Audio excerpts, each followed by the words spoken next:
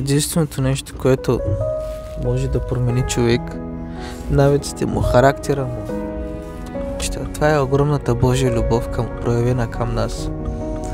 Дисциплината те дисциплинира да правиш някакви рутини, но цялата истина е, че любовта на Бога те променя изцяло, отвътре навън.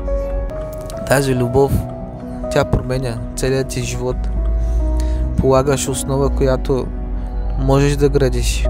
Тези навици, които искаш да изграждаш, ще си идват в последствие поради любовта, която те е променила. Любовта, която Бог ти дава, те променя, карате ти да го обикнеш повече. И когато ти го обикнеш с цялото си сърце, с цялата си душа, с всичкият си ум, цялата си всъщност, тогава ти изграждаш навици, характерът се променя.